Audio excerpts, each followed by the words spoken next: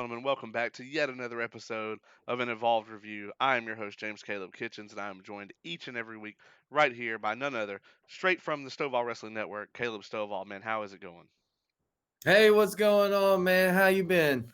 Good. It's crazy. We started this show kind of as a result of the COVID-19 pandemic. I guess we hmm could call it an epidemic now.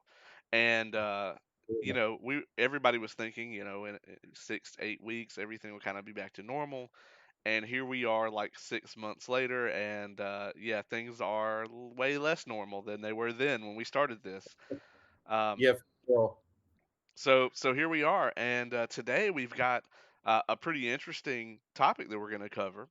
And if you haven't already guessed by the background or the post that we probably made on social media, today we're going. This is kind of the first time that we've done something like this.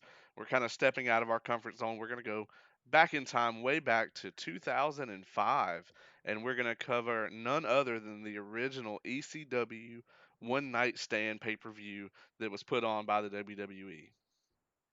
Yeah, man, I'm excited about this one. When you came to me and picked this one, I was immediately on board with it because I forgot. I'll just go ahead and say it. I forgot how good this event was, just from start to finish. Just the emotion that was involved in it, the real, genuine emotion that you could feel. It wasn't scripted. No one told you to feel this way or anything like that. It was a feel good moment, and I was very excited to cover this one, and a lot of good stuff too, just a lot of great matches and everything like that. And I gotta say that on paper, when you think about it, okay, you got the WWE. They're gonna put on an ECW event, right? Right. On paper, that sounds like a horrible idea. It's such a just a terrible concept. You're like, how is this gonna work? Like, it's gonna be way toned down. It's not gonna be good. You think, okay, it's gonna be well produced, but you think, okay, well, it's just gonna be a WWE show with ECW logos in the background. And unfortunately, this was like kind of the kicking off point of WWE's like resurrection of ECW. And unfortunately, that eventually evolved into exactly what I just said. It eventually just became yet another hour of WWE. It was just like the new Sunday Night Heat, but it said ECW in the background. But bef- Yeah. before all that, though, there was the original One Night Stand, and this was fantastic. And I'm not even somebody who was a huge fan of ECW, um, especially not at the time. I really didn't care about it at the time that they came out with this event, but I do remember watching and loving it and how big of a deal it was at the time. Yeah, man. I remember when they announced One Night Stand, and I was very excited about it because I kind of fell in love with ECW again, all because of the DVD that was released, which was the launching point for this event. If you remember the ECW, the rise and fall of ECW, Yep. and like when they released this DVD, it broke all sorts of records for wrestling DVDs for WWE that had ever been. Like it was a huge amount of people that bought that DVD, and I was one of them. I actually bought it at I believe at the December to Dismember pay per view, so I hadn't seen it before they launched this and everything like that. But that's where I bought it, and I remember like I saw that, and then they announced One Night Stand and something like that, and I was excited about it, but at the same time, especially when I saw it, some stuff playing out on Raw and SmackDown where they were going to have the anti ECW Crusaders, and I'm just like, oh come on, like don't give me that shit. I don't want to see WWE stars on this program. I see enough of them already, and it's not doing much for me right now. So please just give me, the original ECW. Right. Yeah, I mean, I think during this time, this was, before we get really into the event itself, you kind of have to set the Mhm. stage for this point in time in WWE because they had just come out of the invasion angle. and they failed to come up with really compelling storylines after this. As a matter of fact, this is where you started to see uh, the kind of rise of Cena, right? It really started back in like 2002, 2003, but by this point they were dug in. They were full on Roman Reigns pushing him. As a matter of fact, the Roman Reigns push this was the original Roman Reigns push. No matter, Yeah. of course the Roman one is worse, right? Because at least with the Cena push, there was always a mixed reaction. You would get, and other than like let's say the second One Night Stand where he just got booed out of the building, you would have people boo Cena, you would have people cheer him, and then as we all know, the boo and yeah chants and the let's go Cena, Cena sucks back and forth. It was never to the point with where it is with Roman where people just universally hate him. Um, but this is that kind of first attempt for WWE to put the mantle of the company on someone that the crowd rejected, and Right. the first time that they have tried that before, but every time they had tried it before and it didn't work, they sent that person back down the ladder, and then they tried someone else. But with this was the first time that I am aware of where they put that mantle on Cena and they said, "We don't care what the crowd thinks. We don't care what the audience thinks. You are going to carry the company. We think you're going to carry the company and you're going to carry it. You being over is irrelevant." Well, but at the same time, Cena at that time was over for the most part. I mean, the Doctor of Thugonomics thing, you got to admit that thing took off, and he was Oh, very for sure. entertaining with it. Well, this during this era though, this is where he had dropped that and he had Yeah, already feuded with JBL and had become the white meat like baby face. So he yeah. he was already the, eat your vitamins, say your prayers Cena by this time. And I mean, Never give there's up. yeah, I mean, and there's one point, not to turn this into uh, a analysis of Cena, but Right. at this point in time, you have people like Cena wasn't even on this card anywhere on this event, and the reason that they wisely kept him away. There's even a "fuck John Cena" chant from the crowd during the show, and he's Oh, not yeah. on the show at all. I mean, so he didn't alienate the audience in the way that like Roman Reigns has, but the hardcore audience, and I mean that in the sense of ECW hardcore or people who have just been watching wrestling for years, or that loved the Smart man. Attitude Era. Yeah, those people rejected him outright. Um, and so this is a point in time where the WWE product, you think I mean it's absolutely stale now, but this is where the seeds were planted for the incredibly stale product that we have today. It wasn't yet a 3-hour infomercial, but it Mhm. was definitely starting to get watered down. Yeah, no, I agree. This was also at the time when Triple H had the belt pretty much as Jeff Jarrett did in TNA and stuff like that. So you had all of that going on, and yeah, like it just so you have to kind of really go back then to when they released this ECW DVD, which I'm sure in the back of their minds they thought, all right, we'll make a little money off of this. It'll be a good story or whatnot, and some people will buy it. They didn't think everyone would buy that. Well, it surprised their expectations and stuff like that. So then that's when they kind of got the idea of like, hey, let's bring a little nostalgia back. We can't really do WCW like that, but we could do ECW. So they said, let's give it a try. Let's just see what happens. And I don't think that even they saw what kind of success One Night Stand would be. But it was because it was like people wanted new, but they also wanted nostalgia. This was at the time when WWE was truly the only place you could go to make money. Right. If you were lucky, you might have gotten into TNA and you might have been okay for a little bit. But other than that, Ring of Honor wasn't really making that much money. The indie scene had not exploded like it has.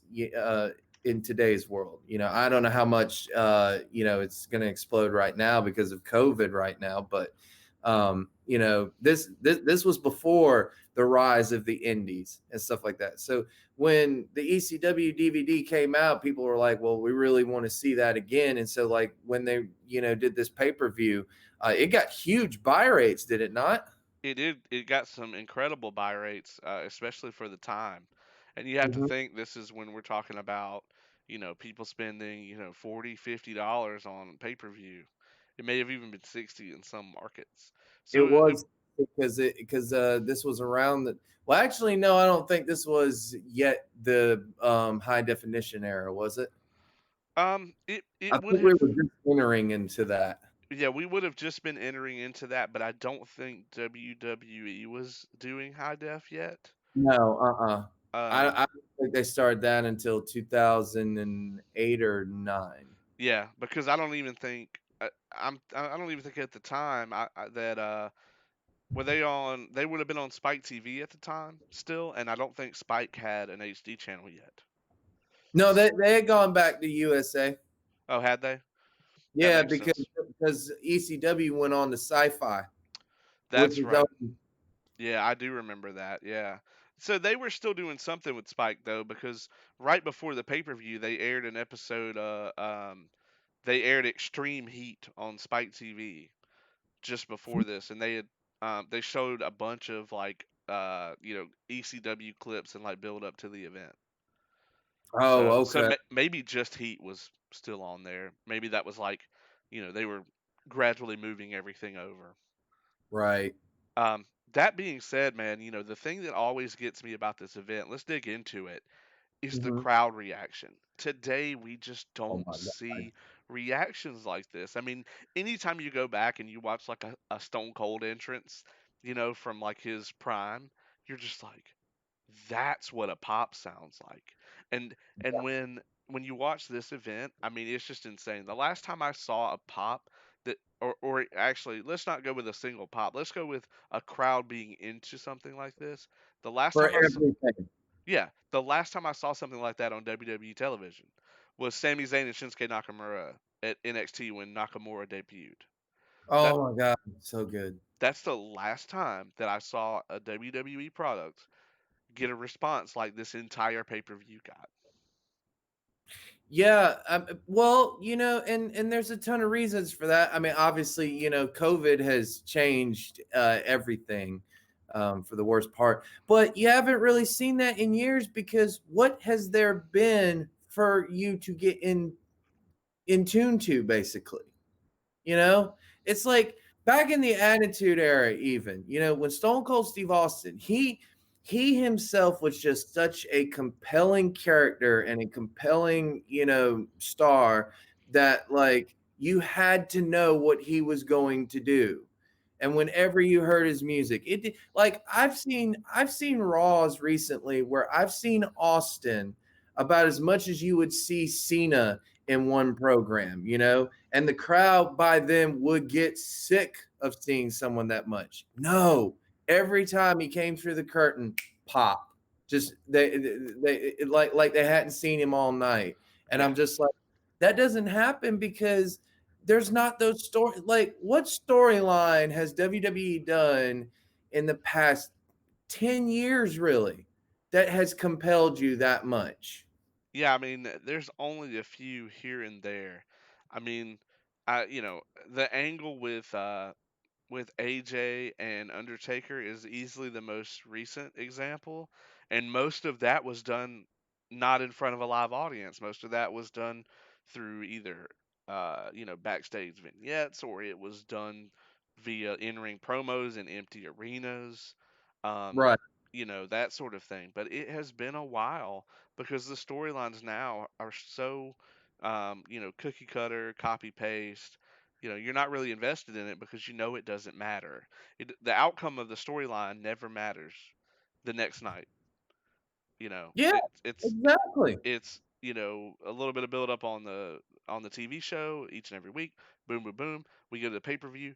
Somebody wins, somebody loses. The next night, nothing's any different. The only exception is you may see somebody come out of an angle and go after the title, But even then, that's how it's supposed to work, and it's so rare that that's how it is because it feels like you have this incredibly elite, like small amount of people who can challenge for the belt now. And when we get into this first match, we'll talk about that a little bit. Um, it didn't used to be that way. You know, Austin Yeah. when he was a champion, I mean, he defended against like Tajiri and stuff. I mean, like you would see a lot more people like get opportunities. Uh, Yeah. and the champions mattered. And again, he had the perfect storyline and stuff like that. Right. Unfortunately, people don't know, I guess, a good wrestling storyline anymore. They're trying to come up with something new. So much so that we have to take Rey Mysterio's eye out. Yeah. Well, that too. Let me get me started on that one. It's not just that, but it's also that there's so much of it. There's like 7, 8, 9 hours of WWE on television every week now if you watch everything, not including all the like backstage shows and the podcasts. And I mean, it's just too much. And so it's spread too thin. Whereas back in the day, you would have like one set of stories. You'd have 5, 6, 7 stories that were running at any one time. You had a main kind of plot, and then you had like Yeah. two or three big angles, and then you had some smaller ones. And now it's like everything is those smaller angles where it's like, Matt Hardy accidentally spilled his beer on somebody backstage. Okay, well now they got to have a match. Okay, well like they're all like that now. you know. So, um let's get into it here, a little bit into the event. So right at the very beginning we have none other than Joey Styles come out, and of course, you expect him to get this massive reaction, which he does. And the kind of really delightful thing that happens here is he immediately brings out Mick Foley. And we find out that it's not going to be the kind of traditional Joey Styles calling the whole event by himself, which he still does incredibly well. I But was it's going to be him and Foley on commentary. Well, originally, I don't know if you know about this, but facts on this. Originally, Vince McMahon did not want him doing commentary. Paul Heyman obviously had to fight for Joey and everything like that. But he originally wanted Jim Ross Mm, calling this, and maybe some people would have accepted that. I don't know, but no, it had to be Joey Styles. He was literally the lone voice of ECW. There's only about two ECW episodes in the history of ECW that you don't hear him on. yeah. I Other than mean, that, he he's the was there voice. from the beginning. Yeah, he is the voice. And it was really important that he was there. Now, you could have had Ross along with him, but I don't think that would have worked because they both work best as like the main guy. They both work best as the play-by-play. Whereas Yeah, Styles is going to throw the color in with the play-by-play, and right. and Ross is strictly play-by-play. So I don't know if that would work necessarily, but I think that this team of Styles and Foley together worked really well. Yeah, I thought it was good, but the reason why Mick Foley was brought in for that was because they didn't want him calling it by himself. Like Paul Heyman even tried to fight for him to call the whole thing by himself. They said no, he at least has to have someone. So they were like, okay, Mick Foley. Yeah. So So first match out the gate here, we've got a classic. We got Lance Storm, and this was Lance Storm's like basically retirement match from WWE. I mean, as far as I'm aware, he never wrestled on WWE television again after this. Now he did work on the indies. This is like that typical wrestling retirement where, you say you're going to retire and then you come back. But as far as like WWE television, this was his retirement match from WWE against right. Chris Jericho, and they had been, lifelong kind of friends, that had grown up together and had gotten into the business together. Um, and yeah, I mean, what did you think about this match? Chris Jericho comes out as Lionheart. Yes. Remember, like he even had the old trunks and everything. Like Jericho, oh my God, he's so good. The matchup was fantastic. You could tell that these two, they trained together. Jericho's first gig in wrestling was him and Lance Storm as a tag team. Yep. Forget what they were called. Oh crap. I don't remember what they were called. But I'll be honest, as good as the match was, the best part is the ending of the match to me when Just Incredible comes out and they do the impact players. And I was like, oh my God, that's so good. Like, I love that part because the impact players, people don't realize like how much heat that tag team had in ECW. Yeah, Like, they had they a were ton. despised. And by the way, Jericho and Storm and Smoky Mountain Wrestling were the Thrill Seekers. Okay, the Thrill Seekers. I forgot, like, what their, tag team was. But it was a great matchup. It's a great way to open it up. There's not I'm glad that there wasn't too much, uh I guess violence to begin with. Like I'm glad that they didn't smash each other with chairs or tables and stuff like that in the opening matchup and stuff like that. So it left more of, okay, what's more to come. They did however have a little bit of it when Just Incredible, cane Jericho in the head and stuff like that. But yeah, I loved it. It was a great way to start off this pay-per-view. Yeah, and it's interesting because Jericho was kind of in a rut at this point in time.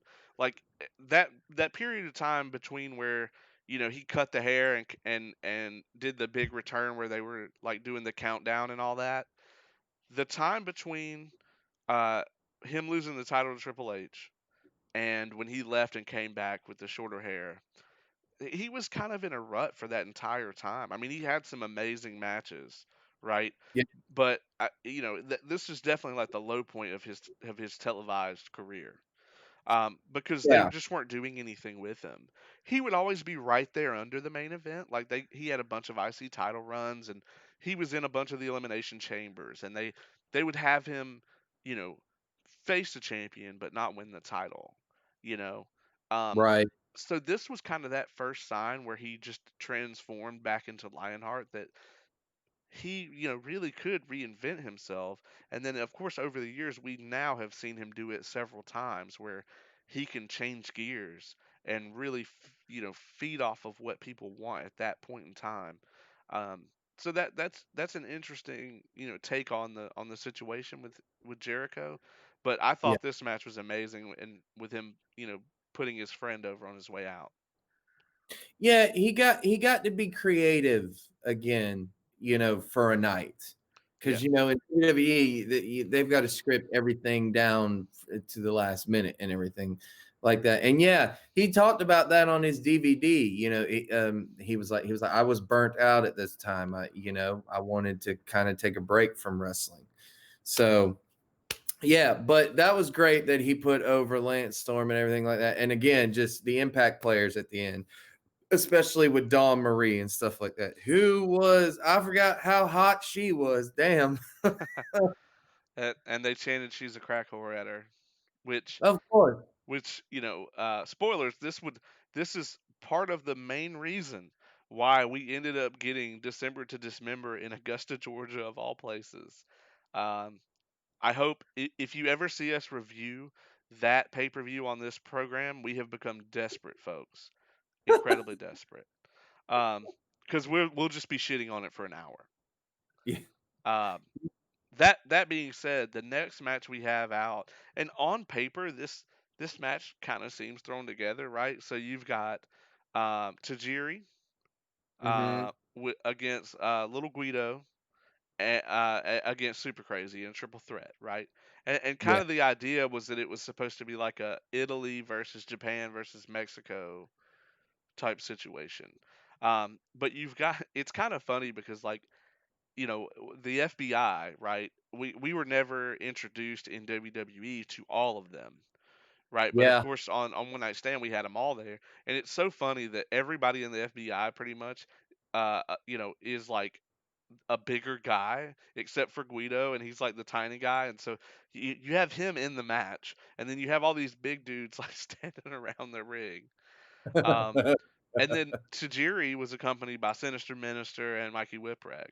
I know. I Yeah. love Father James Mitchell. Oh my God. Like when I saw him, I was like, oh, that's awesome. Like I forgot that I didn't think that he was actually on this pay-per-view. And then I saw him come out and I was just like, the only thing that would have made that better is if he had grabbed the mic and just cut a promo right there. I was just like, this man can talk. Let him fucking talk, please. He just summons Abyss from under the ring for no reason, and everyone's like, "What the fuck?" Uh, no, but this was good. I mean, let's be honest. The entire purpose of this match is so Super Crazy could moonsault off the balcony, which was Yeah. amazing. It was amazing, and it's funny. This was like our introduction to Super Crazy, and he ended up getting signed. I mean, he was over. He was incredibly over. Oh yeah. I do remember that spot. When I saw it, I was just like, "Yep, here it comes." And Joey Styles with the call of the century, "Oh, dos míos!" Yeah, But yeah, by the way, he also says several funny things. He said his classic line about the FBI. He's like, "Little Guido and Big Sal are actually Italian. JT Smith and Tracy Smothers couldn't find Italy on a map." yeah, yeah. It's so funny, man. It's so funny. I loved it, and I love Tajiri in any situation, man. I just Yeah, have you ever seen these two work together, Jerry and Super Crazy like that? yeah, Because they eliminated Guido first, which I'm glad that they did, because then it made what the matchup that everyone wanted to see was another Tajiri versus Super Crazy. yeah, And dude, they had some epic ass matches in ECW. yeah, and you could tell that this was like, this event was kind of stuffed because they wanted to get everybody on. Right. It still had to be like a WWE product to an extent, but they wanted to get as many people on as they could. But they weren't about to have like a Mikey Whipwreck match on the show or something like that, which is fine. Um, that being said, let's move on to the next match, which, in my opinion, because we're probably going to talk at length about this one. In my opinion, this is like a huge low point of the show, with Psychosis and Rey Mysterio. Yeah. And hearing that match, you would go, wait, that was a low point of the show. I mean, it was amazing pay per view. Like, you have to have a crazy event for that to be the low point of the show, even if it is the worst match the two of them ever had together, and it Right. probably is. Yeah.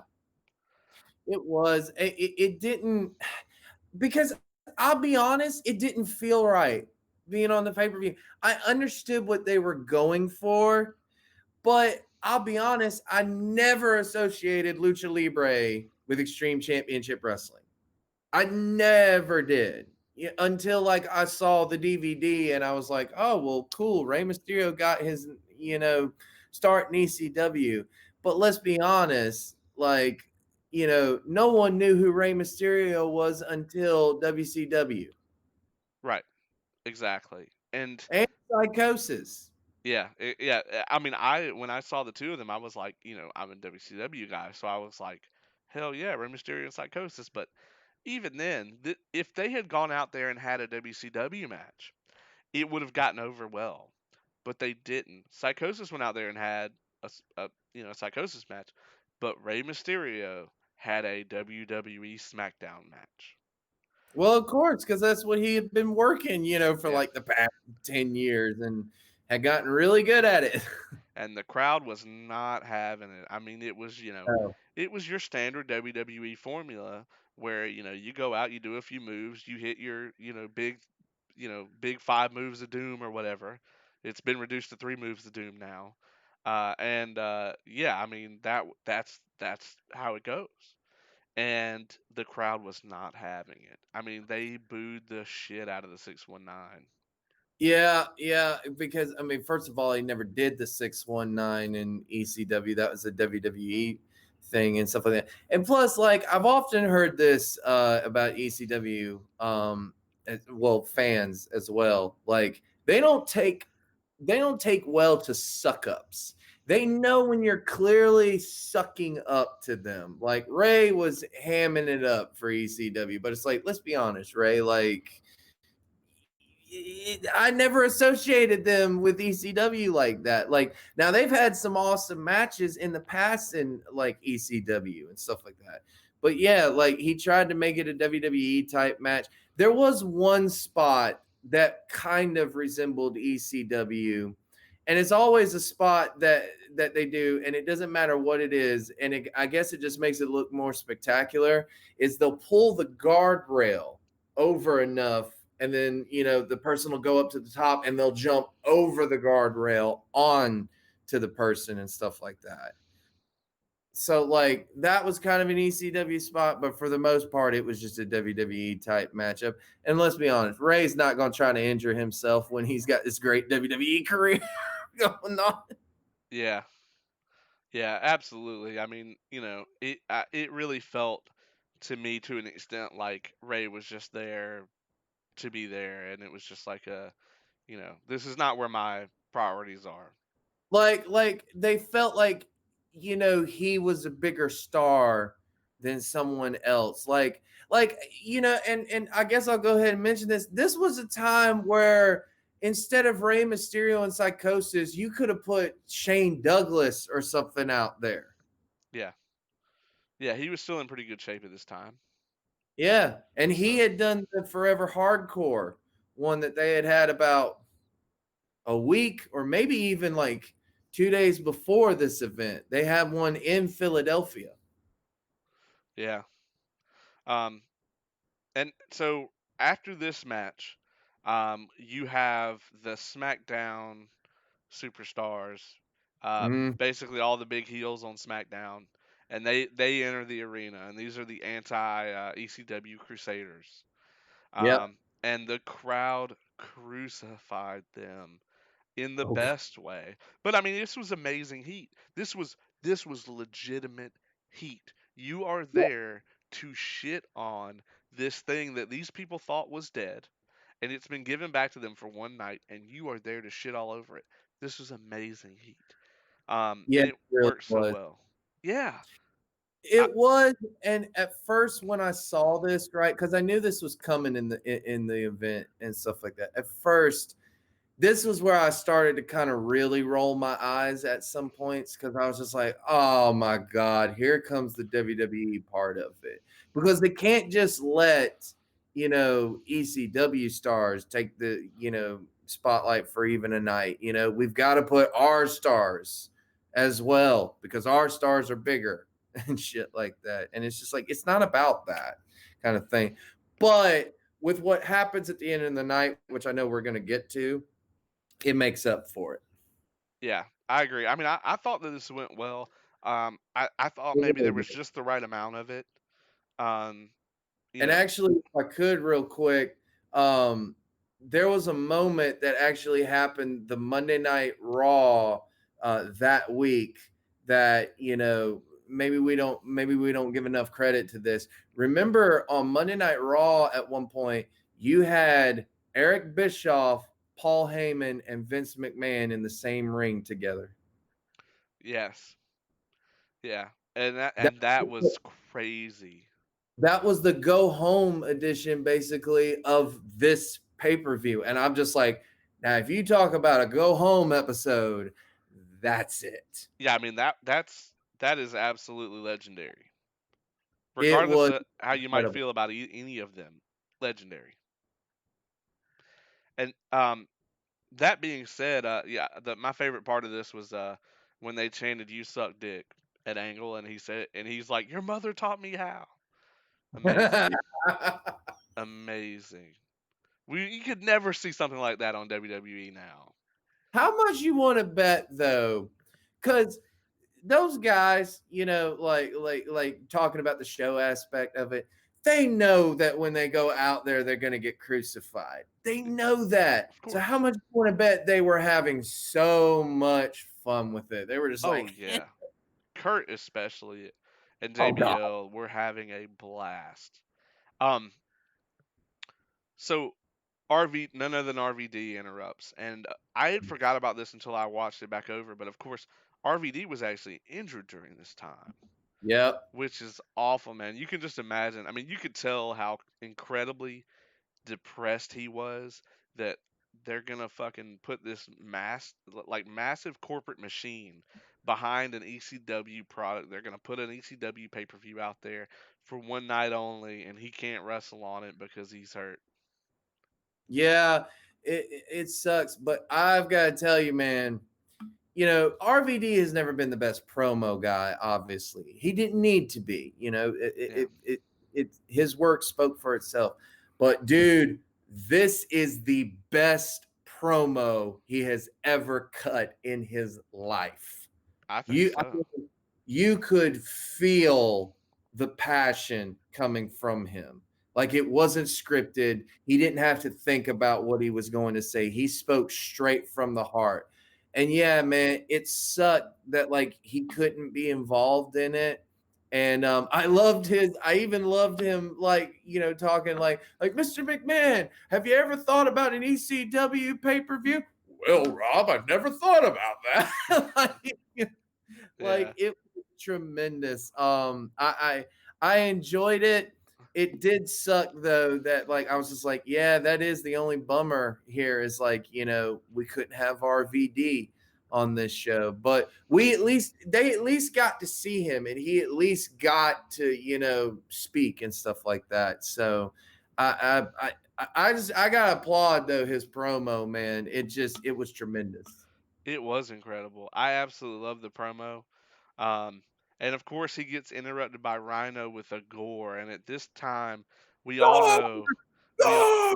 we all know what's coming as the lights go down in the Yes. building. Oh my God. What a reaction. Yeah. Yeah, none other than Sabu himself comes out.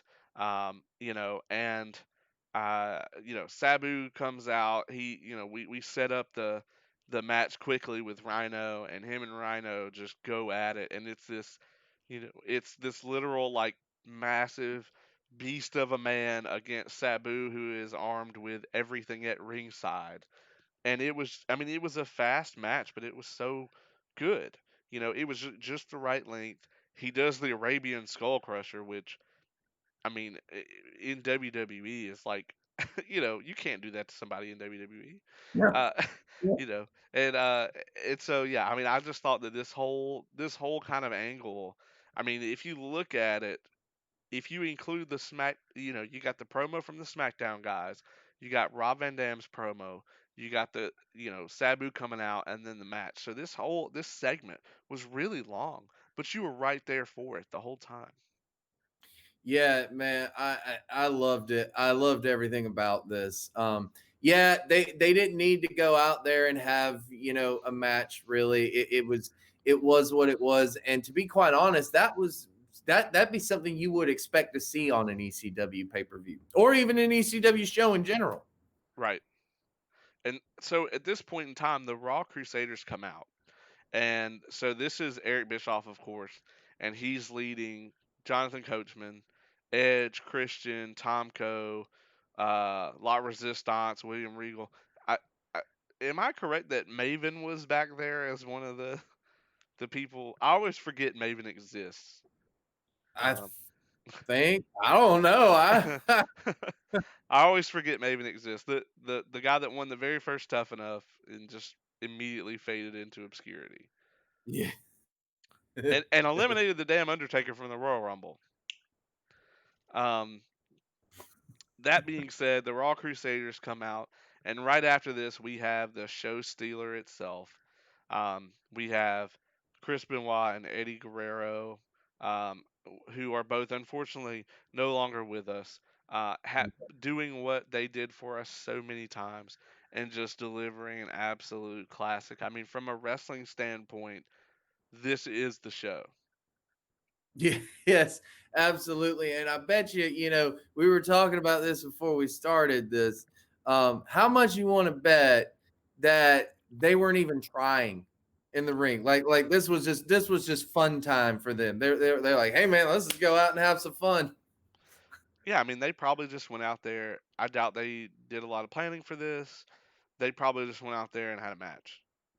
like it looks like they're trying in the ring, obviously, because they're that good at what they do. But I'm just saying, like it was effortless for them. Like they were just like, let's go out and show these guys how to have a match, basically. Well, neither of them ever phoned it in. But yeah, I mean, True. this was like, walking across the street for them. This was riding a bike. You're right. And like I'm not saying that that they phoned it in or anything like that. I'm just saying like they've worked with each other so many times. They love each other and stuff like that. And this is like play fighting for them. Yeah, it was an 11-minute match, which is um, the same length as the main event. Every other match on the card was considerably shorter than that. So, Right. um, but it felt fast, because you're just so into it. I mean, these two come out there and they're just having this incredible match. Now, unfortunately, during the match, like they kind of like the Raw people had come in, so like they kept kind of panning to them, and the crowd was playing to them a little bit. But I think that for the most part, Benoit and Guerrero were tearing it down in such a way that most people, could not keep their eyes off of it. True, but I also, yeah, I did notice something though. As good as this match was, some of the crowd at first was like, "Oh my god, like here we go, more wrestling. Like we want to see the ECW now." Like they felt like because these guys have been on WWE television for so long that they were more WWE guys again. Yeah, that they were going to pull a Rey Mysterio, Yeah, and and, but and they were mat wrestling in the beginning. do what? And that was when they were mat wrestling in the beginning, when there were some groans from the audience. Yeah. Exactly. But then, then the ECW fans were kind of like, well, wait a minute. They did wrestle like this in ECW. So they never used weapons. Even in ECW, they never used weapons. So, I guess. I guess like some of the crowd, like I said, by at this point, I believe was like ready to see like some more hardcore violence and stuff like that. Yeah, absolutely, they really were. Um, and well, they definitely got it with the next match. Is definitely what I'll say. We've talked about this match on the program before. Um, so right up next, we have Mike Awesome versus Masato Tanaka. Yes. Holy Oh shit! my god. Oh my god. This matchup is in fucking insane. Like that's the only way I can describe this. Before we get on into the matchup, there is a line because Joey Styles is shooting on Mike Awesome half the goddamn time. Yeah, like, and he says something in there where I was like, ooh, that yeah, really is not going to be good. Like that really is not good. Like, so, Mike Awesome does his, awesome dive onto the outside to Tanaka. And this wasn't even the table spot that he did it, but like he does it in the beginning. And Joey says suicide dive by Awesome. I'm surprised he couldn't take his own life or something like that. And I was just like, yeah. I'm oh, actually surprised that they didn't go back and edit that out on the network. I don't know why they, and he probably, well, I mean, like at the time, no one thought anything of that, I guess, but like, yeah, looking back on it now, and I'm sure Joey Styles, I'm sure he's seen that before and like looks back at it and goes, "Oh fuck, I probably should not have said that." But it was the heat of the moment, and you could tell he was emotional the whole night. Which, by the way, before we get into this matchup, there's a thing that we skipped that happens, and it only happens for about 2 seconds, but to me, it was a missed opportunity. Joel Gertner comes up and confronts the anti-Crusaders, and all he does is just go, well, well, well.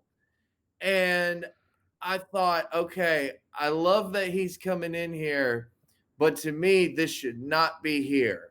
It should have been at the beginning of the show I liked when where he begged Bischoff for a job though. That was funny. it's true. It's true. But I really thought like this was a missed opportunity. They should have done this at the beginning of the show. Because back in the day, that's how ECW shows would open up. It would open up with Joey Styles. He would be like, "Hello, everyone, and welcome to ECW. I'm Joey Styles." And then he would go, "Well, well, well." And I thought, if Joey had come in and said thank you for attending, and then he done the well at the beginning of the show, imagine how much bigger that pop would have been. Yeah. I mean, I could see why they wanted to do it right here, but it did feel really out of place. Like I felt the whole night flowed really well, but this segment did kind of I felt like it killed the momentum a little bit. Yeah. Fortunately, Mike Awesome and Masato Tanaka, it didn't matter. Um, Oh, when Man, they there were just some insane spots in this match. yeah. And I cringed. I'm not gonna lie, I cringed during those chair shots, man. I'm just like, ooh. The chair shots were crazy. The power bomb he does off the apron through the table. I mean, I Tanaka landed on his head. I don't know how he didn't die. Yeah, I don't know how he didn't break his neck or anything. Like he did. I was like, holy shit! And then how about the power bomb? Because they break the table, right? And then he goes up top and to give him another power bomb through the remnants of the table. And there's clearly a pointed, jagged edge sticking out. I'm sitting there like, how did someone just not get impaled there? Yeah, yeah. I mean, we really could have seen someone die on this. So, yeah, this match, man, was just insane. And then you know, the finish of this was crazy. I mean, he power bombs him through the table and then dives right on top of him right after. Dude, Insane. right up top. And Mike Awesome is not a small person. He's a No. massive human being. Um, we definitely will touch on this if they end up giving him a Dark Side of the Ring episode. So on our preview for season 3, we did list him as one of the top people that we thought should get an episode of that. So let's hope that they do give him one. But I will say that for me from a hardcore perspective, from a wrestling perspective, Benoit and Guerrero is definitely the match of the night. But from a hardcore perspective, this is the match of the night. Yes, yes, absolutely. And again, Joey Styles, even though he was, really burying Mike Awesome half the time, the call at the end to this matchup was just, oh my God. Like, like that was another thing I missed about ECW was Joey Styles. And I forgot like how good an announcer he is. Yeah, he is He might absolutely incredible. he might have done some quirky things like the oh my god and cat fight stuff, but just overall the way he could describe the action, still keep you in tune, still bring in the emotion and everything, still be able to sell it. It's just by himself for the most part. Yeah. Yeah, I mean, it's in my opinion, he's the best one man commentator in the entire business. Um, Hmm. I mean, there are better 2-man teams and 3-man teams, but as far as like a one man commentary show, he's it. Absolutely.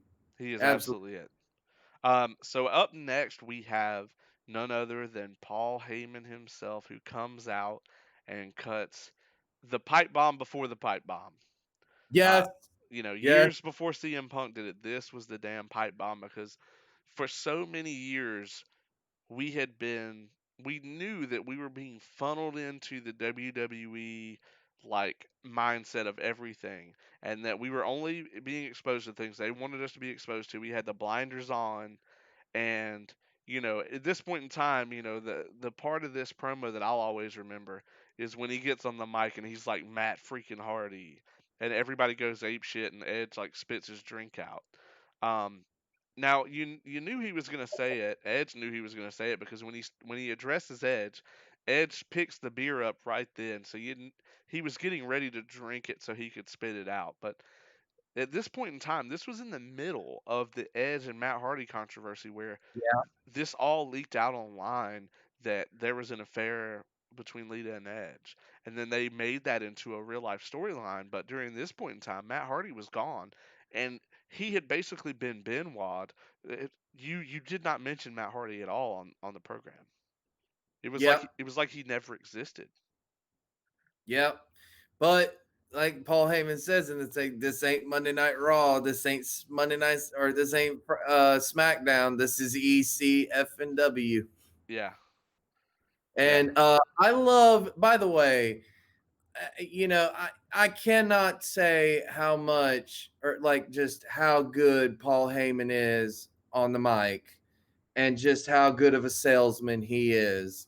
The way he does this promo from start to finish, the way he comes out, obviously you can tell he's emotional at this point because he's just like, thank you. I never knew that my promotion meant this much to people, Like he just, even after all these years, it's been dead for 6 or 7 years by at this point, and they're still chanting ECW and stuff like that. So, you can tell he's emotional, but I love how he comes out. He's like, I'm not crying. I just smoked a joint with Rob Van Dam in the back. yeah. and Fucking hilarious.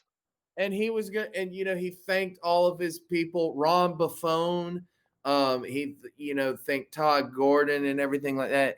And I just the part of this promo that just shows how much of a genius he is he just like, now I was gonna be the bigger man and take the high road and just say goodbye and thank you, but I have something to say to you. And I was just like, I just went, oh my God, like he's so good. And the dig on JBL was amazing. The you were only champion because Triple H didn't want to work on Tuesdays. Fucking hilarious. Yeah, it's it. I mean that this promo is one of the best promos of all time, in my opinion. Oh At the yeah. time, if like someone were to watch this like today and they weren't watching wrestling then and they didn't know anything about like the environment, they'd be like, okay. But if you at the time that this happened, it was legendary. Yes, it Um, was. It was incredible. so now we're gonna move on to our main event, and I thought that this was an incredible choice for main event. Not something that I would have picked, but I loved how they took the people who were incredibly like well known ECW stars. These are people that transcended ECW and people knew about them even if they didn't watch ECW, the Dudley Boys, who had made a name for themselves, obviously in WWE, Tommy Dreamer, who did that to an extent, but people knew who he was, and then the Sandman, who is possibly one of the most over people in the history of the company, if not the most over guy in the history of the company. I mean, he was there stone cold. He was like a more drunk, severely more drunk Stone Cold. You know, Yeah, and you could tell that now obviously, they had to edit the song obviously that's playing in the background, but Inner Sandman from Metallica is playing and stuff like that. I Lars don't think. Ulrich is coming for his money. Yeah. Why don't you go soon Napster, you Danish twat? It's in a movie, but Oh, I know. um, It's amazing. I know. But anyways, yeah, just like you could tell the crowd, like the minute they heard his song, they went nuts. And then like, just you can't hear it, but I could see it where it was. But the exit light, like just holy shit, just it's absolutely incredible. But the Dudleys, I mean, yeah, they made their name obviously in WWE. Well, they were basically associated with WWE at this point, but they were always ECW guys even after that because like I don't think that there had ever been a tag team up until that point that had generated as much heat as they did in ECW. I mean, they would literally have people waiting for them at their cars wanting to fight them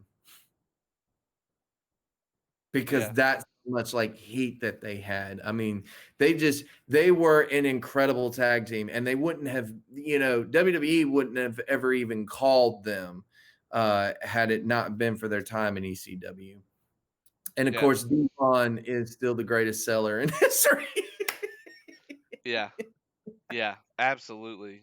Uh, they did such a great job on this. I loved it. I mean, honestly, like Dreamer and Sandman worked really well together, and like this was four people that the crowd was like really into, and I mean the crowd was just still hot for this. I mean, you've got a 7 match card, you've got all these different segments on the show, and the crowd is just as hot as they were at the beginning of the night for most of this stuff. Yeah, well, I mean, really, they didn't want it to end. There was like, we don't want this to end. This is ECW for us and everything like that. And this was, I think like the two matches that we covered, Masato and Awesome, and this matchup, this really showed what ECW really, really was. And I know like that wouldn't be your traditional main event, but you got to remember this, they had these types of matches on pay-per-view back in the day for ECW, and had Rob Van Dam been healthy, he would have been in the main event against either Rhino Sabu or Jerry Lynn. Yeah, agreed. Um, and they had a lot of people, come in on this. Like, uh, it was funny because like the BWO came out, Yeah. and I loved the reference that Styles made where he's like, "That's more embarrassing than playing Simon Dean on TV," and of course, Nova was playing the Simon Dean character, which was just one of the worst examples of WWE doing their little like occupational gimmicky, Yeah. just weird stuff where we're gonna create a gimmick and then we're gonna find somebody we can slot into that character. Yeah, it was quite the turd. I will say that. But here's the thing that I loved when the BWO came out. Styles lost like was literally laughing his ass off, and I could not help but laugh along with him. It was just so like the way he was laughing. He was like, I was like, I can't tell if is this a shoot laugh or Yeah, is he just laughing to laugh? Like I was like, it was so funny. But I even loved it. Steven Richards got to say, we're taking over. yeah. I mean, so many like just like so many like really cool references and like appearances happened here.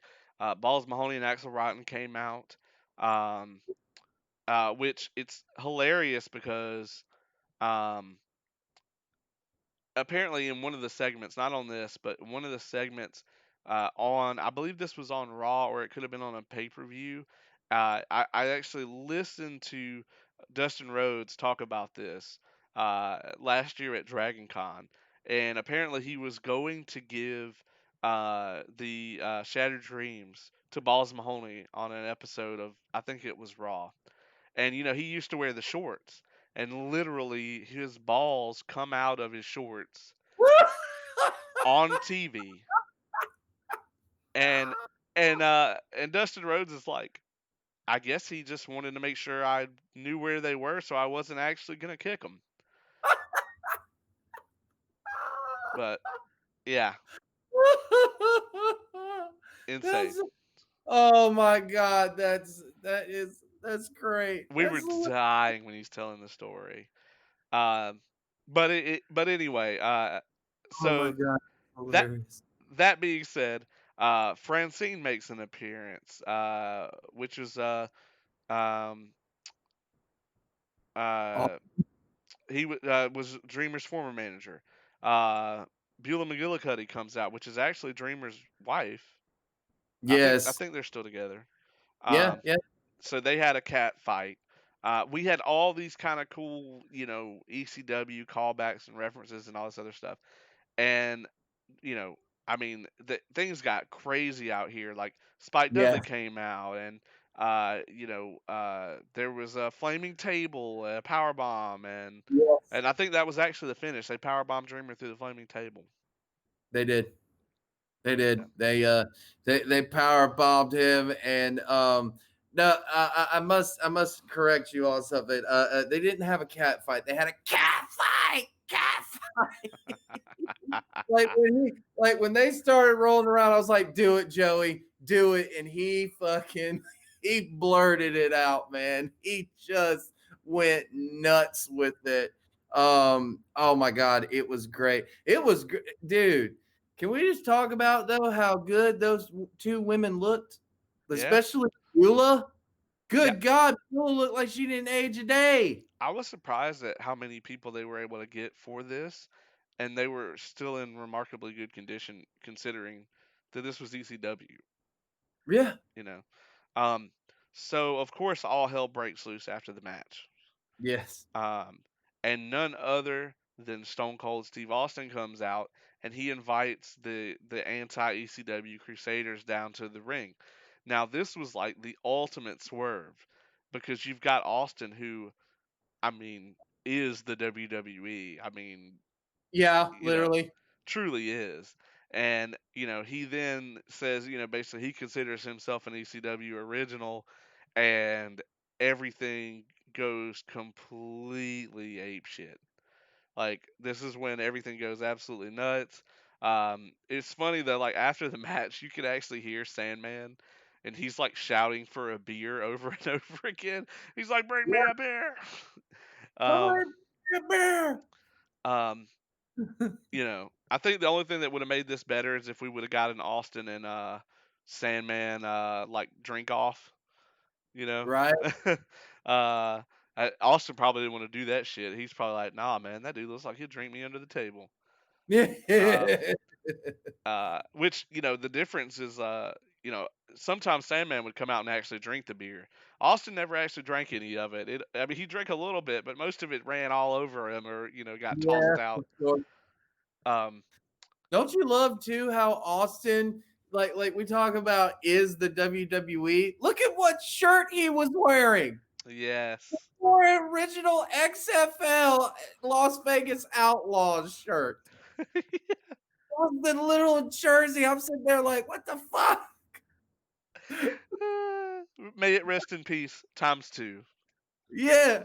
But can we just talk to, can we just say, this is how I say that Austin is the biggest superstar in the history of the business. Because think about this. We talked about like Rey Mysterio. When ECW fans saw him, they didn't like him. They were like, nope, WWE guy. Benoit, Benoit and Guerrero. It took them, time for them to open up to them, kind of thing. Yeah, as they went on in the match, they opened up. The minute Stone Cold's music hits, it does not matter what promotion he is in, apparently, because they went nuts.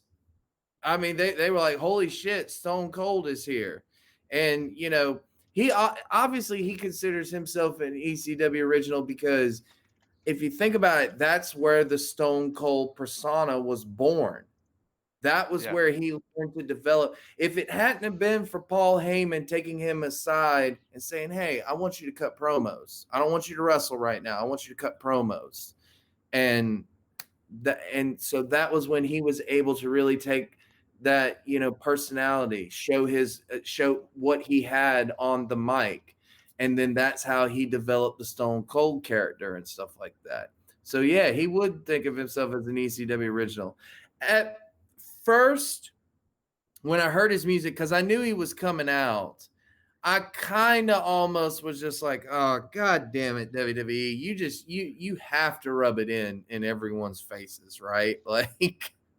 Like your stars just have to be the center of attention. But again, the ECW crowd accepted him, so I was like, all right. And then he calls down the Crusaders.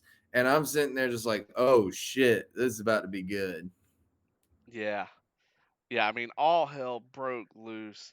Um, Apparently JBL actually shot on Blue Meanie here. I was going to say that. Yes. What What a happened dick. apparently what happened was I don't know exactly what transpired, but from what I've heard on the podcast and stuff like that, JBL like apparently like swung at Meanie and like broke his nose and stuff like that, and they like legit shot on each other and stuff like that. So Ridiculous, man. Fucking Bradshaw. Uh, even in this thing that's not even about you tonight.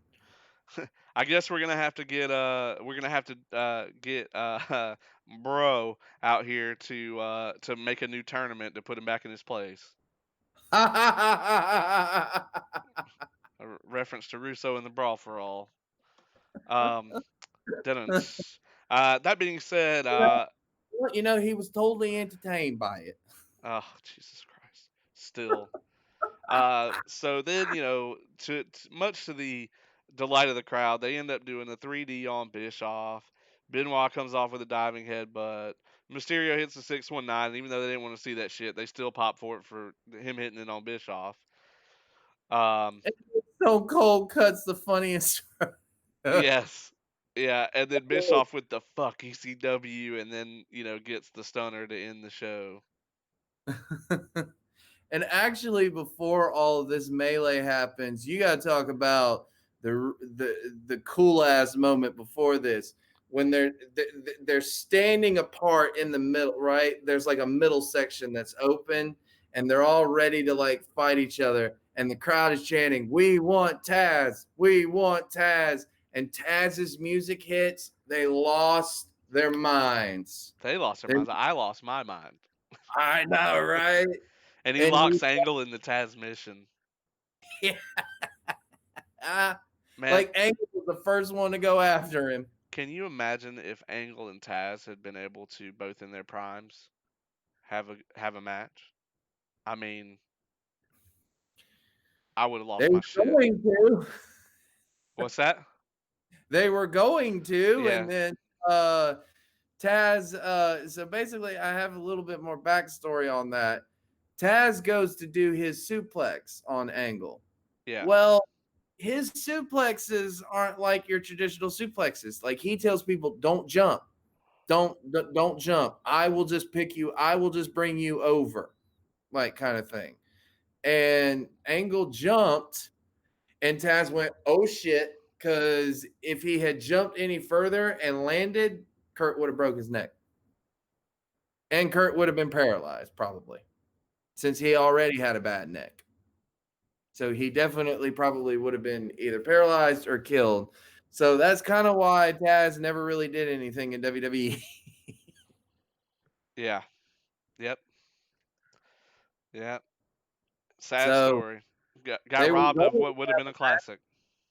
I know that they were gonna have a match. They were gonna have a feud, and that got cut off immediately. Vince was like, "No." Ridiculous, man. Well, we have pretty much covered this whole event. One thing I do want to add is, at the end there, after all the wrestlers leave one by one, and this was not on the program. Dreamer remained in the ring with the crowd, and the crowd, gives him a "Thank you, Tommy" chant, and he sort of like bows to the ECW logo. Because if there is one guy that personifies ECW, it's Tommy Dreamer, the innovator of violence. Um, And is Tommy not the most selfless wrestler in the history of the business? He never wanted to win. right. He always wanted to put other people over. And what's crazy is I saw him under a year ago, probably 8 months ago. It's so tough, like living in like pandemic land, having to think about like it's like yeah, this is like one of the last shows I went to, but that was 8 months ago because nobody's having shows. Uh, Right. I saw him at Southern Honor in Canton, Georgia, out here, and he still looked good. I mean, especially considering how long he's been in the business. Um, And the shit he's done to his body. Yeah, he was wearing the Dusty pants, that Of looked course. like Dusty's gear. Love it. Um, Of course. Here's the thing. I know that we've come to the end of this event. There were some things though where I still wonder why this was not on the show. Like, I don't know why. Well, I mean, I know why kind of thing, but like I still say there should have been something from Shane Douglas. There should have been, even though he was crazy as fuck, there should have been something from New Jack because you could hear the crowd. They were chanting New Jack at one point because he personified ECW. So like I there were some people that I felt should have been on the show that weren't on the show. That to me, like like the Mysterio and Psychosis match. I can't believe I'm saying this, but I could have done without that, right. and I could have taken Shane Douglas cutting an in-ring promo or something like that. I mean, you were never gonna get New Jack on the program for sure. Obviously, but Like, I mean, it's just too much of a liability, and I agree with that decision. I mean, you can't have right. New Jack like slit somebody's throat on fucking live television or whatever. There's no telling what the hell he's gonna do. Well, that's very true, and I'll admit that. But it would have been cool to see him still on that thing. It's so Yeah, weird. I can't make up my mind about New Jack. yeah. I mean, it's like a car wreck. To quote Jim Ross, I mean, you know that you should not be watching this, nor should you be enjoying watching this, but you sure as hell aren't about to look away. Exactly. Yeah, But I mean, at least like Shane Douglas, like we should have had him on there. yeah. I agree. Because I he agree. was the franchise. He was the one that literally kicked off the ECW revolution when he Yeah, threw the NWA. He threw the NWA title down. yeah. I would have loved to seen Jerry Lynn on there, but I'm pretty sure that Jerry Lynn was working with TNA at the time. And did you hear what Kid Cash was called? Mr. TNA, total nonstop attitude. Yeah, I heard that. Yeah, because he had been prominent on TNA at this point. Yeah, More people knew him from TNA than knew him from ECW, I think. definitely. And he had a good run in TNA. His feud with AJ, oh my God, so Yeah, good. didn't he have the X Division title for a little bit? Yeah. Yeah, I thought so. So, um, yeah, man. So that being said, I mean, let's wrap this one up. Do you have any closing thoughts on this event? Just that it was a really good event. It was when I looked at this, I'm like, okay, this is an actual like this is a pay-per-view worth buying back in the day. That's why it had such a big buy rate. And plus, like, at the time, you didn't know what was going to happen with ECW. You didn't know if you were ever going to see these guys again. You didn't know if you were ever going to hear Joey Styles. And I thought, looking back on this, I remember how excited I was to hear him call the action again. I was just like, oh my God, like I miss Joey Styles. I loved it when he came in to Monday Night Raw and started calling matches in. I was like, yes, Joey Styles. And then, well, then we saw what happened with that. But um, man, it was a great, the Mysterio psychosis thing I thought was the only low point, and that's very weird to say. I love the Benoit Guerrero matchup. That was just a wrestling classic. But I gotta say, my favorite thing was Mike Awesome and Masato Tanaka. I mean, even though it's cringe worthy looking at a lot of that stuff, it was so good. I was like, oh my God, this is definitely an ECW style match and stuff like that. I even love the main event. I loved all of the crazy shit at the end because that was what you expected from ECW and stuff like that. I loved it. I thought it was a fitting way to kind of close the book on ECW. Like I know they relaunched it and everything like that, but this truly was like the closing night for ECW. It was a chance for them to say goodbye because they never really got that chance. Right. Like it was like they did a show on TNN and then the next day they were done. Yeah. Like Paul Heyman had signed with WWE in the middle of the night, and there were still planning to run shows at that time. So, they never really got to say goodbye. And I think my final, like my absolute final thoughts, more so than the wrestling, more so than anything else, was the crowd. The audience that night, I have never seen and probably never will see a more passionate audience than I saw on this night. Like, it was insane. You and like you said, we don't see that from anyone. Obviously, we don't see that these days, but like, we haven't seen that in a long time. And it just goes to show you, like, how much, people miss. I don't even think like it was the fact of ECW was really that popular. I just think it was more like the fans remember when they had another alternative product to view. WWE, like we said at this time, was just, completely dominating. They were the only game in town. TNA hadn't really gotten off the ground yet. So they were still the only thing around. And when this pay per view came out, I think just for a night, it reminded all wrestling fans that, like, good Lord, remember when the business was this hot? Yeah. I mean that's the main thing that really speaks about this event to me. I mean, I loved it. I was not the biggest ECW guy, but as far as like this event, I thought it was done really well. It told an excellent story, and it was like the closing book on ECW.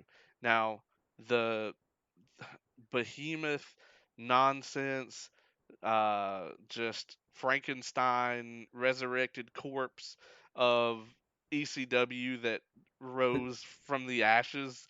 I don't know what the hell that is, but this event, I mean, was amazing, and the crowd. That's the thing now is when you go back 10 years ago or 15 years ago. If it's crazy, this event was 15 years ago. Right?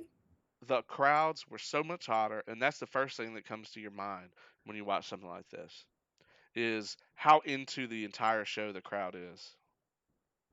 Yeah, So, and they were into it from start to finish because, again, there was just so much real emotion put into this. Like, and again, it wasn't scripted emotion. It's the type of emotion that you cannot script. It's like when you're watching a football game, or a sports game in general, and your team is almost about to win or something like that, and you're just on the edge of your seat and it's real for you. That's what this felt like. It was like a holy shit, I can't believe. And it was a real moment for wrestling fans, like I said. It was just it was that feeling of nostalgia, but it was actually happening before our eyes, kind of thing. And it was right, just like, we never want this to go away, right, kind of, even though it was still technically a WWE produced event.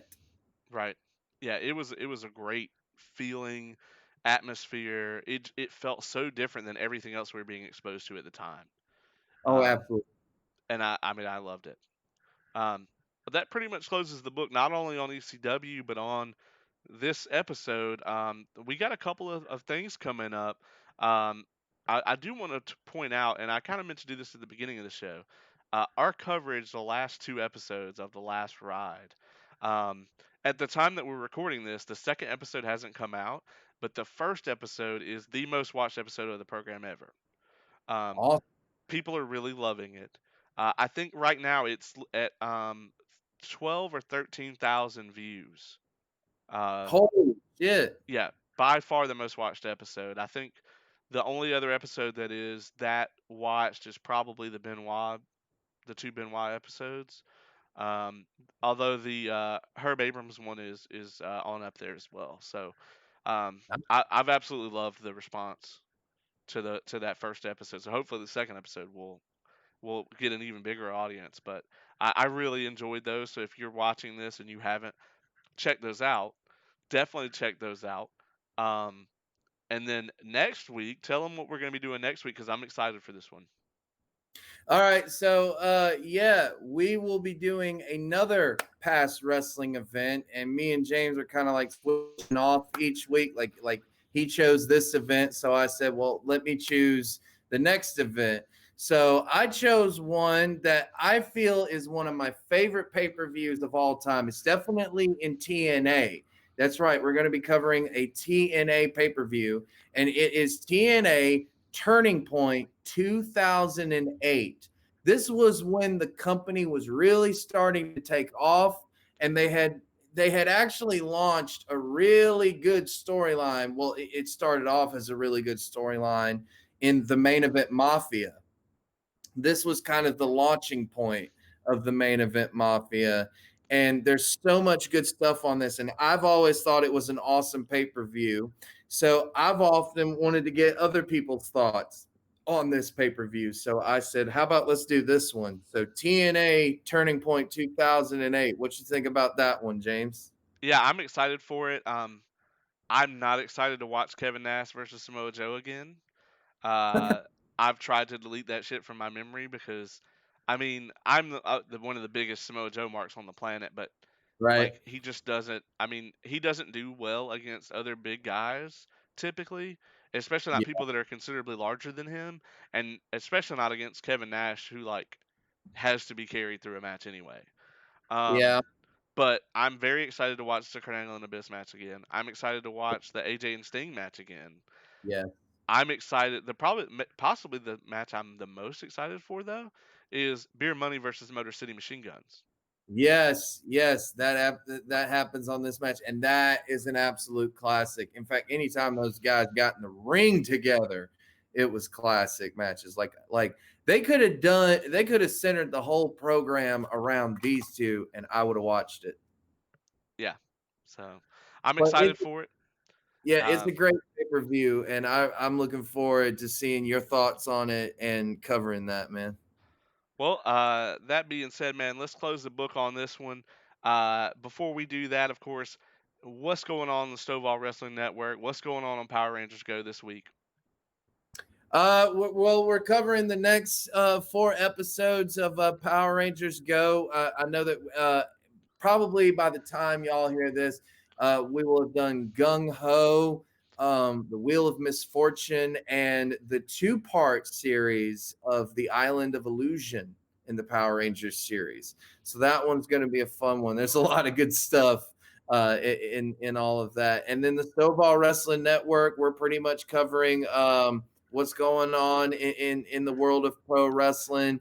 I gave a very big critique of Extreme Rules, especially I for an I. Don't even get me started on that. Like I said, just terrible. We're also right now, we're currently doing watch alongs of, I don't know if you remember this, James, WSX, Wrestling Society X. We've been doing that, and we're up to episode 4 now, and we're going to be doing watch alongs. And you're also hearing a little bit more of it in the background as well. So, yeah, it's a lot of good stuff going on the Stovall Wrestling Network and the Power Rangers Go. I want to take a minute, too, to thank everyone for the support of those 2 shows, especially Power Rangers Go. It's been getting a very good response, and so is the Stovall Wrestling Network. So thank you very much. And a lot of people, James, I've run into some people recently who tell me that they watch this show on Facebook and they're really enjoying it too. Yeah, man, I'm really loving this. I loved the episode of Power Rangers Go I was on. We did Green with Evil. So yeah, man, it's good times in the podcasting world. I am slowly growing my beard out to look as good as it does in our logo. It is taking some time, uh, but that being said, man, thank you for joining me here each and every week. Definitely, if you enjoy this podcast, tune in to any of Caleb's other work, any of my other work. Check out Entertainment Evolved, and you can find any of that stuff there. Um, that being said, let's go ahead and wrap it up. I'm James Caleb Kitchens. He's Caleb Stovall. This has been an Evolved Review.